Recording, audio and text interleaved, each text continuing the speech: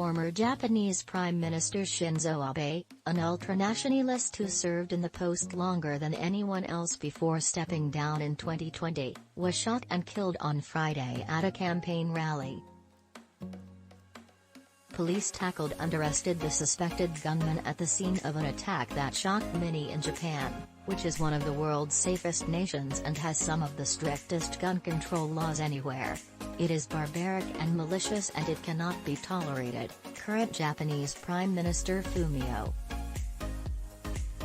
Abe, 67, served as Prime Minister in 2006 and 2007, and again from 2012 to 2020, when he suddenly resigned citing health issues. Despite leaving office, he remained influential within the ruling Liberal Democratic Party, LDP, and continued to be a force on Japan's political landscape. He was in the city of Nara, in the southwest, campaigning for a parliamentary election when he was shot from behind by a man wielding what appears in photos to be a homemade gun. Footage of the attack shows Abe standing, holding a microphone and speaking, when two booming shots ring out.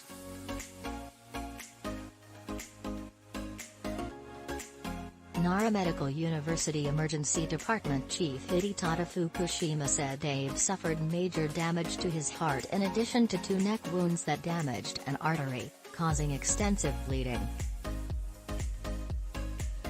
Japan's public broadcaster, NHK, reported that the suspect served in Japan's Maritime Self-Defense Force for 3 years in the 2000s. The White House said in a statement it was shocked and saddened by the attack.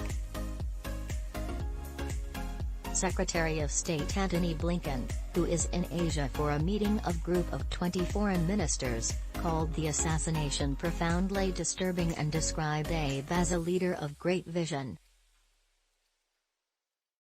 Indian Prime Minister Narendra Modi described Abe as a towering global statesman, an outstanding leader, and a remarkable administrator. He said on Twitter that July 9th would be a day of national mourning in India. Russian President Vladimir Putin described Abe as an outstanding statesman, and former Australian Prime Minister Tony Abbott described him simply as Japan's most significant post-war leader. As Prime Minister, Abe worked to build up Japan's military, counter China's growing clout and sought to boo. He ultimately failed to achieve his most cherished political goal, and that of his party, to revise Japan's pacifist, post-World War II constitution. Abe proposed revisions would strengthen the government's emergency powers, while downplaying the role of human rights.